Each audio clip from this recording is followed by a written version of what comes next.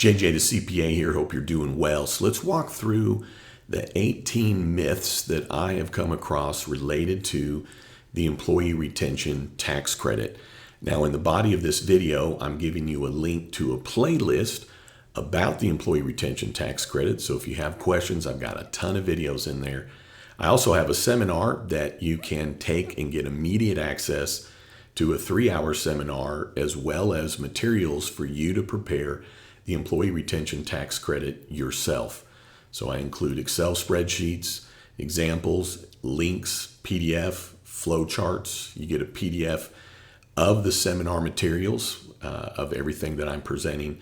And I have 2 additional videos that really walk you through on how to prepare the Form 941X, which is what you file with the IRS to get the ERTC, with examples of how to prepare 941X from a real life example. Now, with these myths, also in the body of the video, I'm listing each myth and I'm giving you a link to where you find the language from the IRS directly, in essence, backing up what I am telling you. So the number one myth is that the ERTC is over. It's not. Let's be clear. You get the employee retention tax credit on any wages that you paid from March 13th of 2020 through September 30th of 2021. There's no way to get the ERTC for wages in 22 or in 23, because the time period has ended in which wages that could qualify are being able to be used. Now, if you're a recovery startup business, you can get it for fourth quarter 2021, but that's only for businesses that came into existence after February 15th of 2020. Second myth is that you need to hire a tax professional. Well, it's definitely my recommendation, but to me, a tax professional is somebody that you're already working with, or somebody that your tax professional is already familiar with. I'm really not a fan of you hiring somebody that they've only created a company to then promote this employee retention tax credit, which is not allowed. And they're charging a contingency fee, which is illegal. But they're not going to be here when the IRS may, if they do, come question it. So with that, you don't need a pro if you don't have one available, because you actually can take my seminar where I walk it through with you A to Z, including how to prepare that Form 941X. It's very inclusive. Number 3 myth is that if you got PPP, you can't get ERTC. Well, the Appropriations Act that came out at the end of 2020 indicated that you can get both, retroactive all the way back to any wages paid on March 13th and after, through the dates I indicated to you already. Now, what is true is that you can't use wages that you're using for PPP loan forgiveness. Those exact same wages cannot be used then for ERTC. What I have found for those that are promoting the ERTC, they're not paying attention if you got PPP, and they're not ensuring that you're not using wages for both programs. So another reason to use somebody that's familiar with you and that really understands the ERTC, not just started to understand the ERTC as a business opportunity. Number 4, you can pay a contingency fee. Nope, that's a myth. IRS Circular 230, there's a section that talks about it, and unless you are under audit or review or challenge from the IRS, no contingency fee is allowed to be charged. If somebody is citing a case to you, Ridley versus Liu, what they're indicating to you is that they've come up with a case that shows where somebody robbed a bank and they got away with it, they got off the hook, the court wasn't able to convict them, and therefore now they're telling you that now they can just rob banks because here's a case where somebody robbed the bank and they got away with it. So that court case that anybody's referring to is total garbage, because it only applies to that set of circumstances in that area, in that part of the country. Anybody convincing you they can do a contingency fee right then and there, in my opinion, has lost all credibility, because it also means they don't understand the tax law, which means they don't understand anything, in my opinion, if they don't understand the basis of how the IRS works, because it starts with Circular 230, which indicates how we're supposed to act as tax professionals and interact with our customers. So if they don't understand that, or they're trying to cheat that, or get around that, that's why I think they lose credibility in my mind. Number 5 myth is you need to have gross receipts down and be closed due to governmental order. It's an either or. So if your gross receipts are down, you qualify for that quarter. It's a 50% reduction in 2020 compared to 2019, any given quarter.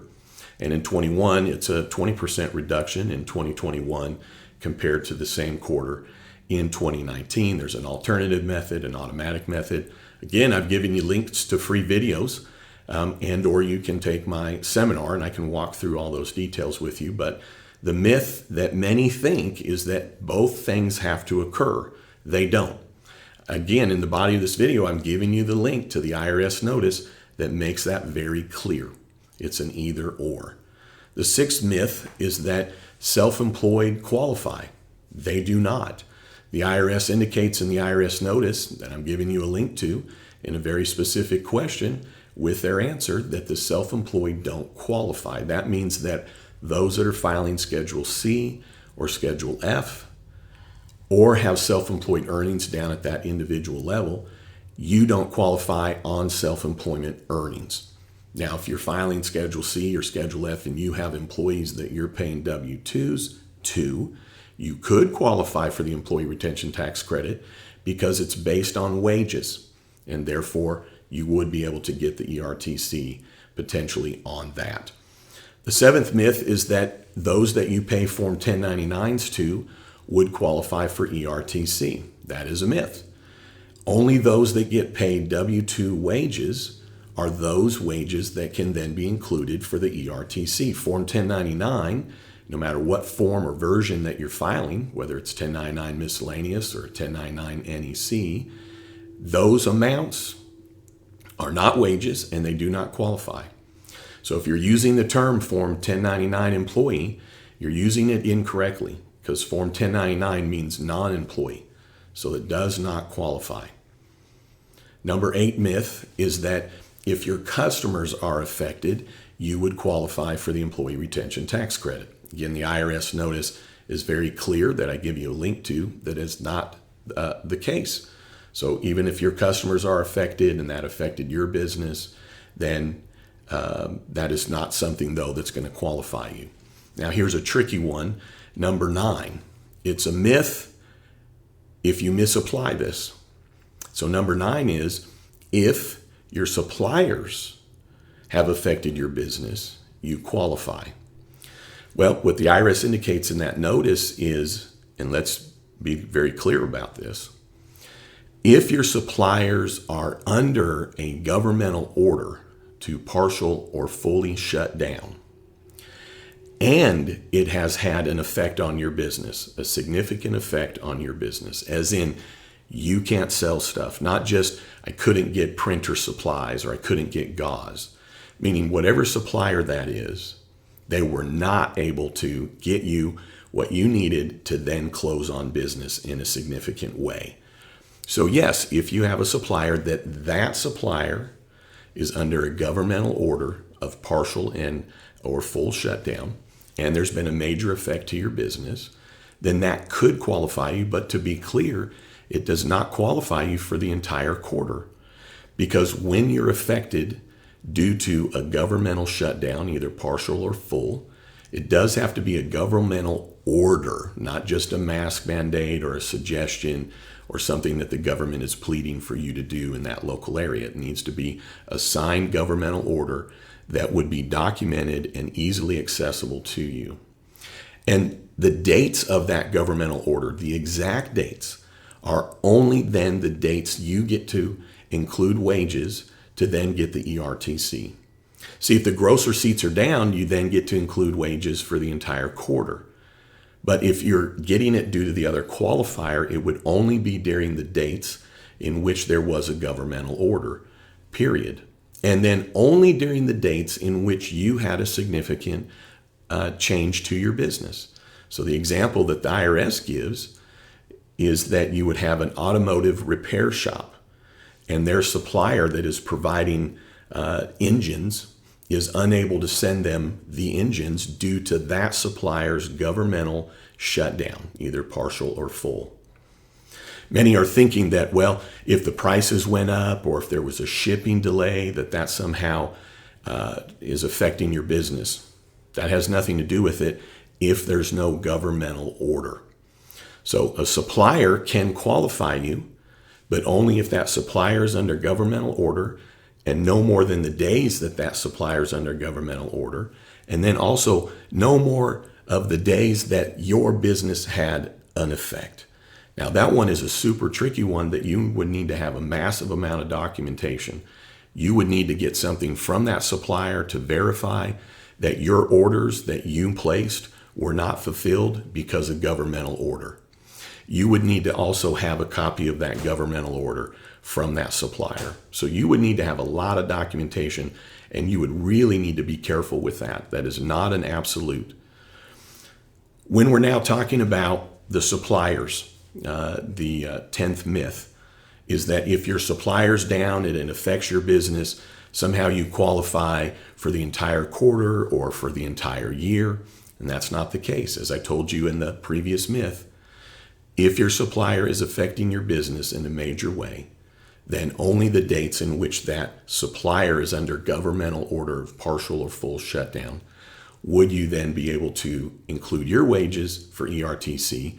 But one step further, only the dates in which you're actually affected as well.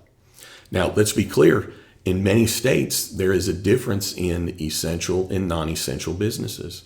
So your supplier might have been an essential business, and though there was a governmental order to shut down, maybe that supplier in that area actually was not under that order because that supplier could have been an essential business. So it's a very dangerous area to then qualify for the ERTC. And those that are cold calling, this seems to be the number one area that they're focusing in on. The IRS provided a warning, I'll give you a link to that, that indicates that you really need to be very wary of third parties that are a pop-up shop, that are not tax professionals, that have been doing this before. So if you have a pop-up shop of tax professionals, but they're saying to be very wary, because if they're leaning on that hard, then you need to make sure you're in a position that that's something you can substantiate to the IRS. Because what you need to remember is that you as the employer, you as the taxpayer, that your business is putting together that 941X, whether you got help filling it out or not. But when you submit that, you're solely responsible for that. So if you get dollars and you're later audited, you're the one that's going to have to reimburse the IRS. Who knows if that pop-up shop is still around to either help you? Who knows if the pop-up shop will be able to refund you whatever their fee is? So you really need to be careful related to this. The 11th myth is that essential businesses don't qualify. Well, there's lots of ways that an essential business actually does qualify. There's a whole section in the IRS notice that I'm giving you a link to in the body of this video that shows where essential businesses still can qualify. So it's not just automatic that if you're an essential business, you don't qualify. But see, that also only matters if it's due to governmental shutdown, partial or full, in which you're qualifying for the ERTC. So the myth here is one step further. When you're talking about your gross receipts being down, it doesn't matter if you're an essential business or not. Because if your gross receipts are down and therefore you qualify, you then just qualify. Essential businesses, non-essential businesses is a non-factor if your gross receipts are down. So the essential business classification is only if you're qualifying due to governmental order, governmental shutdown. And it is different state by state, county by county, city by city in what is determined in essential businesses. The IRS has said it's in essence local government determining essential businesses. So even though I'm telling you essential businesses qualify, you still got to make sure, well, what are we talking about? Gross receipts being down or due to governmental order? The 12th myth is that you would need to separate out employees between a classification of employee or break out employees between essential and non-essential. So again, in the IRS notice I'm giving you a link to, You never break out employees between a classification. What would be a classification? So part-time's included, full-time's included, temporary employees are included. These are all the ones that are Form W-2 paid. If you have salaried, non-salaried, all included. Hourly gets included. Those that are salary exempt get included. Those that are salary non-exempt get included. If you're a small employer, all wages get to be included for all employees. If you're a large employer, then only the wages paid to employees that didn't work would then be included. A small employer is 100 or less employees in 2020, and in 2021, a small employer is 500 or less employees. Again, I have videos related to this and a seminar that could go through that in more detail. So again, you're not breaking out employees into any classification. And I'll go one step further. The IRS puts it in the IRS notice that if you have an essential business, but they do then qualify because maybe they have an arm to the business that's non-essential, that the gross receipts of that non-essential part of the business is more than 10% of the overall gross receipts, or maybe an essential business qualifies under some qualifier as it relates to governmental order. So when that's the case, when you're looking at your employees, you still do not break out your employees between essential and non-essential. If you think differently, again, I've given you the link. You got to go read the IRS notice. You don't get to just make it up. The 13th myth is that if you're closed due to governmental order, you get the entire quarter. Again, I'm giving you the IRS notice and specifically where to look, that the government, the IRS has made it clear. No.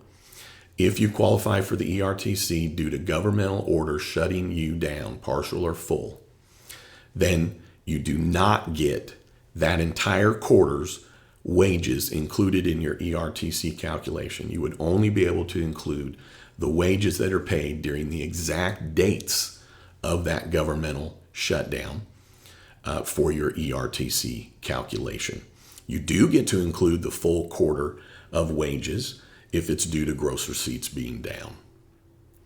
Number 14th myth is that when you're determining if your gross receipts are down in 2021, that you compare them to 2020. That's a myth. IRS indicates very clearly that in 2021, you compare your gross receipts to the same quarter in 2019. That's the same that you do in 2020. So you're always comparing to a quarter in 19. So when you're determining if your gross receipts are down in 2020, you compare that quarter to the same quarter in 19. It's the same in 21. You're comparing your 21 quarters to the applicable correlating quarters in 2019. The 15th myth is that full-time equivalent calculations come into play when you're determining your head count. So when you're determining the employer size, whether you're 100 employees or less or 500 employees or less from 2020 or 2021 respectively, it is always based on your full-time head count in 2019. So whatever your full-time head count is in 2019, then that's your head count for 2020 and that's your head count for 2021. So even if your head count changed in 2020 and if your head count changed in 21, it's irrelevant because it's always based on the head count in 2019. And when you're figuring out that head count, you figure out how many full-time employees you have in each month throughout 2019, and then you would divide it by 12 to come up with your average head count for the year. Full-time equivalents do not come into play. The IRS made it clear in the IRS notice I'm going to give you a link to. Meaning, if you have somebody that works 15 hours and somebody else that works 15 hours, you don't combine them together to then determine a full-time equivalent. You are only looking at full-time employees. So I'm going to give you a link that talks about the full-time employees, what means you're full-time, and that full-time equivalents do not come into play when you're talking about your head count.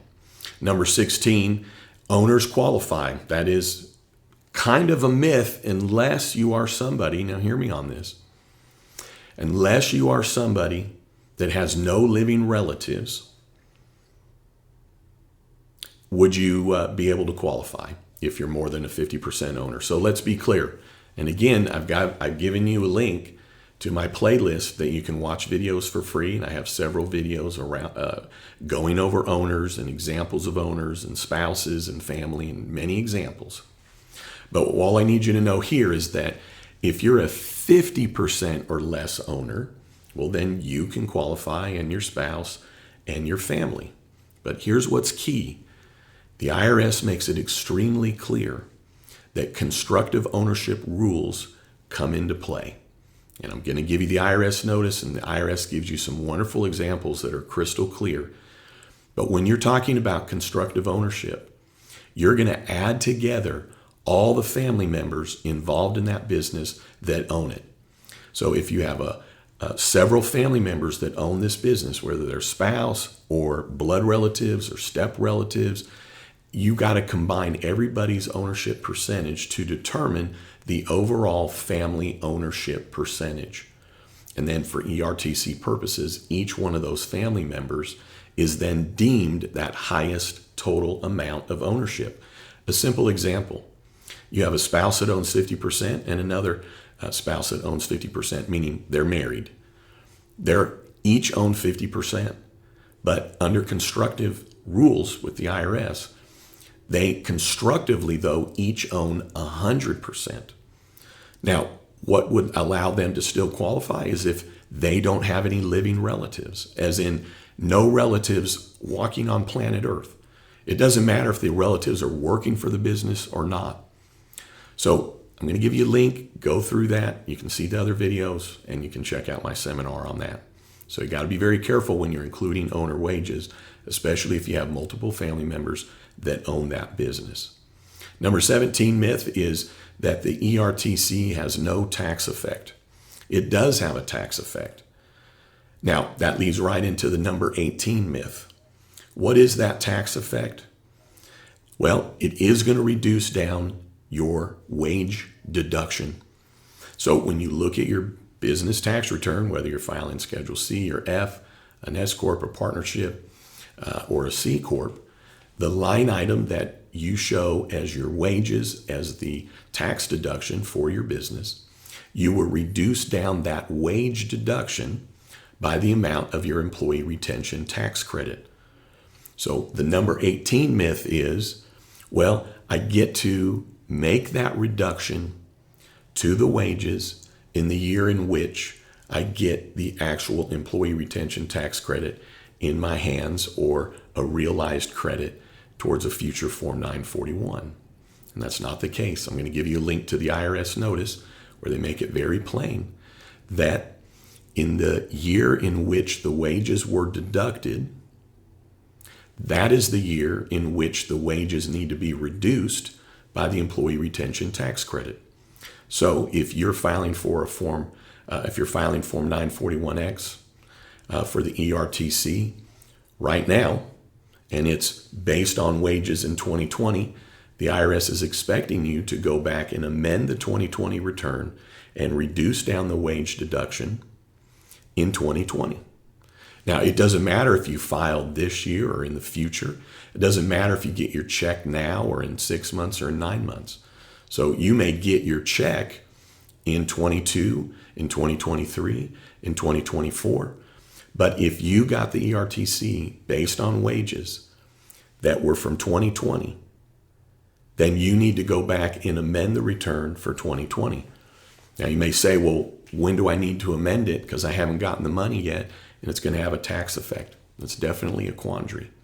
It's the same thing for 21. If you're getting the ERTC based on wages in 21, it doesn't matter when you file the 941X or when you get the check, you will need to reduce down the wages in 2021.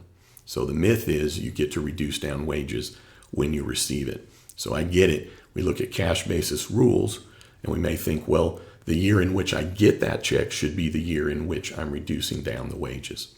So for tax professionals that actually know what they're doing, they may know another way to work with that due to cash basis rules.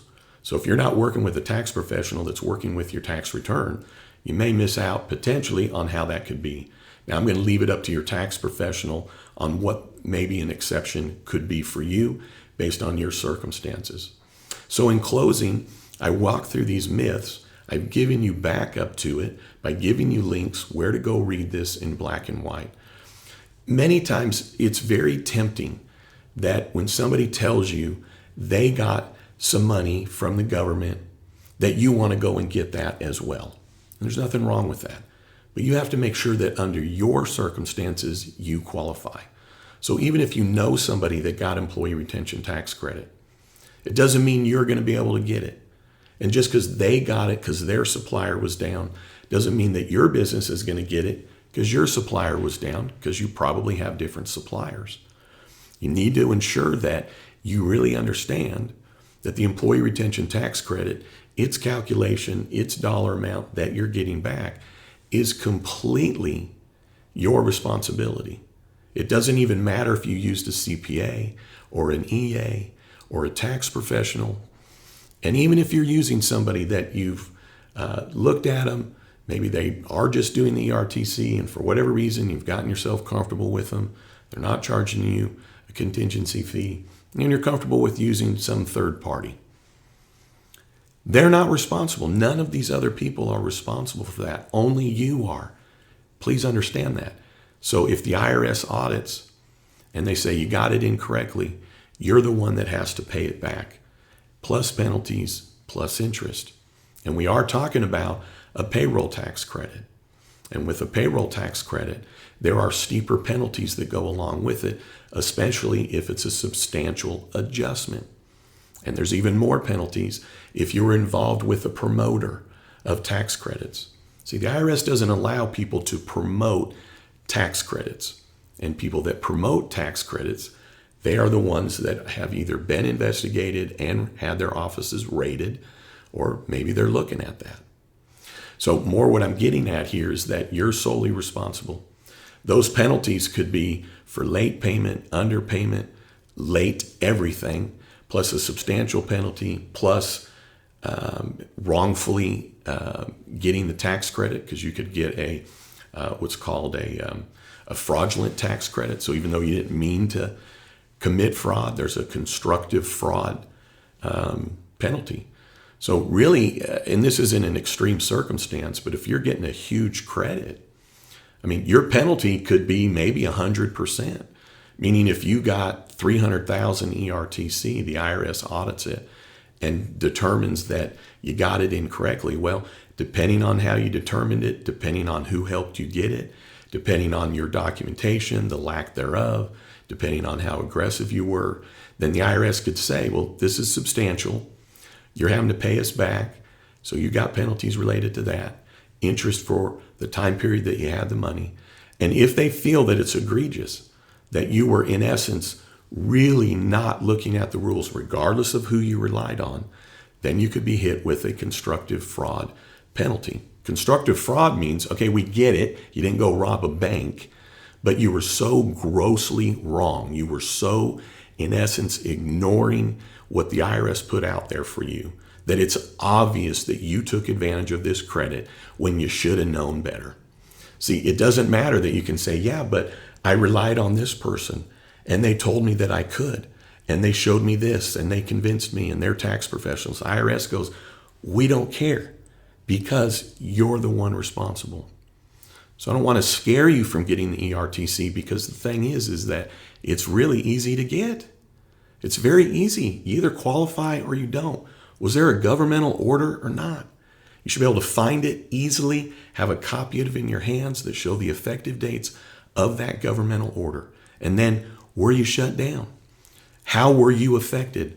Missing one meeting, not being able to go to one customer? This needs to be that there was a substantial effect to your business during the governmental shutdown. Or your gross receipts are down. That's black and white and easy math. Are your gross receipts down? Yes or no? These are things that are easy to figure out. So based on your qualifier, then it's really easy to go, well, what wages were paid to the employees during that period? It can't be that hard. It's already been done. The wages have already been paid. You got, well, what were the wages during that period? Then those are the wages you're including. Are you a large employer or a small employer? Easy. It's head count based on what your head count is 119. That's simple. And then the calculation is simple. Once you go, here's the period of time that I qualify. There's the wages that are during that period of time. Well, in 2020, you take it times 50%. And in 2021, you take it by 70%. Now, there is a limitation in 2020 to 10,000 per employee for the entire year in 2020, meaning it doesn't matter what the time period is, only up to 10,000 in wages to each employee can be included for the entire year of 2020. Now, you do get to include the employer paid health insurance, but on the employer paid health insurance, that gets added to the wages paid to the employee. When you combine those amounts together, it's still limited to the 10,000 per employee, which means that it's a 5,000 max per employee for the entire year of 2020. Now in 2021, it's a 10,000 max in each quarter. So quarter 1, quarter 2, and quarter 3. If you're a recovery startup business, you get to do it for quarter 3 and quarter 4, but your overall ERTC credit is limited in total to 50,000 in third quarter, and your overall ERTC is limited to 50,000 in fourth quarter. Those limits only apply to a recovery startup business. I told you earlier what it is, but simply it's a business that came into existence or started having its trader business, if you will, February 15th of 2020 or after. So that calculation is simple. And you're right, maybe it takes a little bit of time. Maybe it seems overwhelming. But even if you were going to get a $10,000 credit, you just had 2 employees and you qualify in 2020, they each are at least paid at $10,000. It's not wages used for another credit or wages used for PPP, right? So you have 2 employees, they're each paid at least $10,000 in 2020 during a period in which you qualify. And you then get a $5,000 credit on each employee, let's say, as an example. So if you're getting $10,000, kind of no matter what size of your business, super small, small, medium, large, 10,000 is a material number. So how many hours would you work, you as the business owner, to get that credit? If somebody said, hey, listen, do this little bit of work and we're going to give you $10,000. We're going to send you a check for $10,000. I mean, would you spend at least 10 hours, 20 hours? So when you're looking at this, I don't know how you spend more than a day figuring this out, at least per quarter. And that would only be because you have really crappy payroll records. Because payroll has already been done. The periods are already either there or not. The head count's either there or not. You're looking at historical information and you're doing a calculation. So in my seminar, again, you get instant access to the 3-hour seminar where I walk through everything, including these, and in detail. I walk you through the 7 steps to prepare the ERTC. I walk you through all the calculations between 2020 and 21. I talk about aggregation. I talk about the owners. I talk about how to prepare the 941X. And I give you instructions, literally written instructions, line by line for those that are going back and getting the ERTC. And then also there's 2 additional videos where one of them is where I'm actually telling my staff how to prepare Form 941X on a real live example of one of our clients. So that one is very basic and very instructive. Like it's over an hour long walking you through, and I give you, in essence, the worksheets that I'm using in the example video that I'm giving you, so you can literally follow along with those documents in front of you. And then I have a second video on how to prepare the 941X where kind of just meat and potatoes, I get right to it, but it's the same example, same numbers, same worksheets as in the other video. So really at the end of the day, you should be able to get this yourself because it's simple math, it's simple determinations.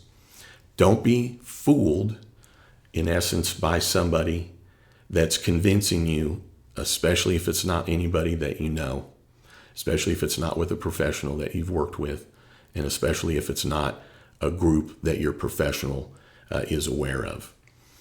All right, there's the 18 myths, and I appreciate you tuning in if you got all the way to here. And if you're not a subscriber, sure would love to have your subscribership. And then don't you ever forget, you've never met a CPA quite like me. Have a great one.